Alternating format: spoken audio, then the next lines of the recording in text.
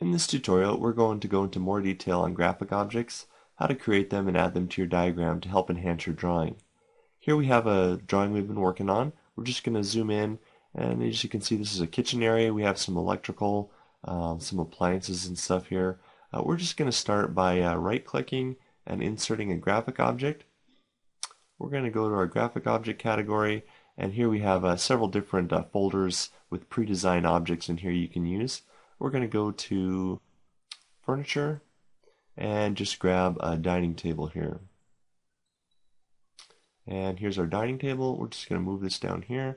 And as you can see, this graphic object is actually above these other objects. What we're going to do is we're going to move these other objects forward so that they sit in front of the table. So we're going to highlight these objects and then go over here to the property menu and choose move forward.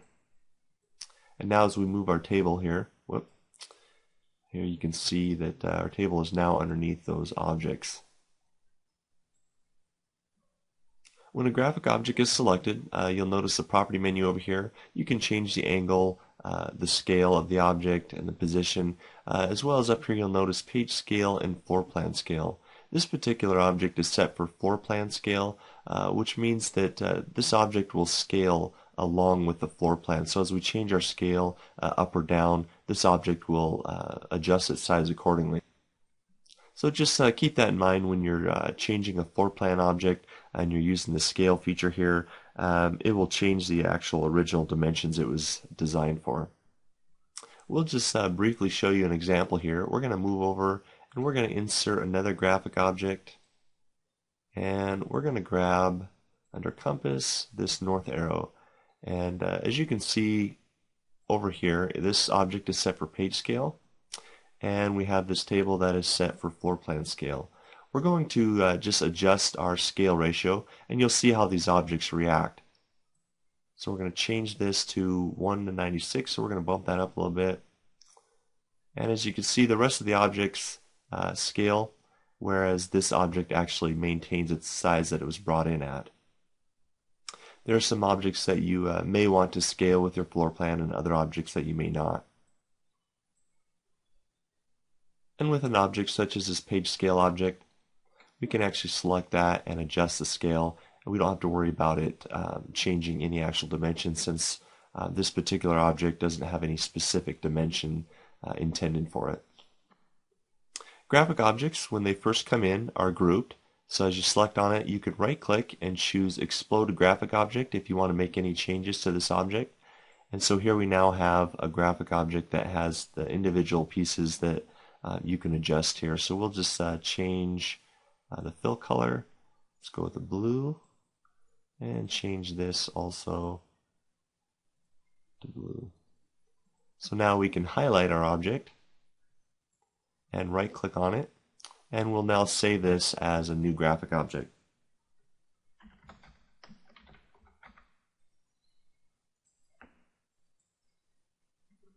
And now we can reinsert that graphic object.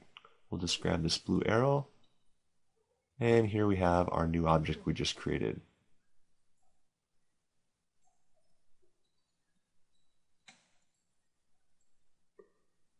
Now we're going to show you another example. We're going to go over here to our planning area, and we're going to insert another graphic object.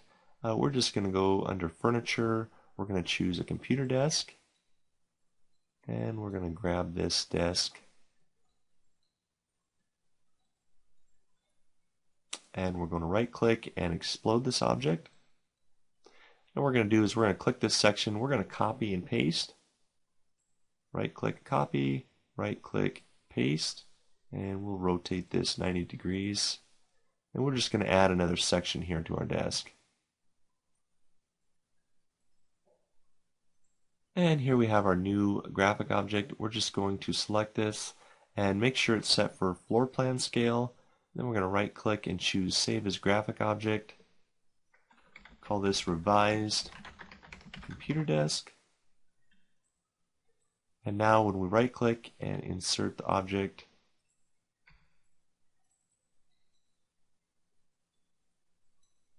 we now have our new object here. And over here you'll notice that these objects are still exploded. what we can do is just highlight them and delete them because we don't need them anymore. And position our desk. Again, you'll notice this desk is actually on top of these objects. We're going to highlight these objects, move them forward, and now reposition our desk here. Now what we're going to do, we're going to create our own drawing object. But first thing we're going to do is we're going to adjust this grid. As shown before in our previous tutorial, we're going to change the tick increments to 4 inches to give us some more visibility here. And we're just going to go under drawing tools and start with a polyline tool. We're just going to draw a shape here.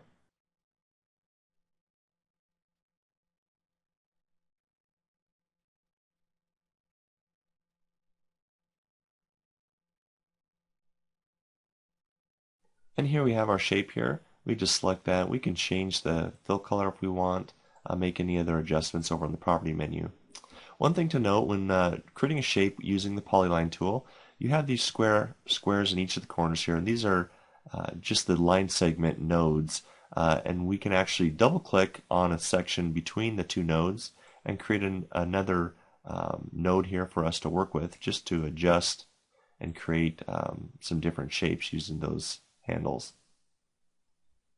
And we're going to draw one more object here. So let's move over here and let's select polyline tool set for 45 degrees. And as you can see, when we change that grid, this just lets us have a little bit more visibility as the grids are a little bit more spaced apart here. So we're going to start by clicking. Just going to create an arrow here. And then right click when finished, and here is our object we just created. I'm going to copy and paste this object. Control C and Control V for copy and paste. Rotate this 90 degrees. And let's copy and paste this a couple more times to finish our object.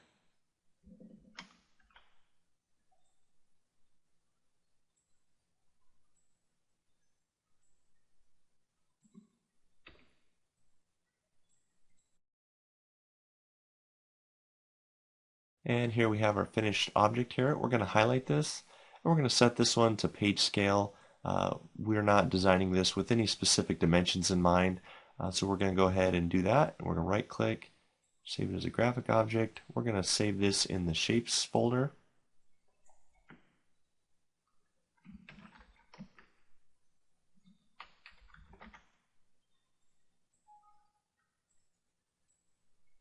And now let's insert that object.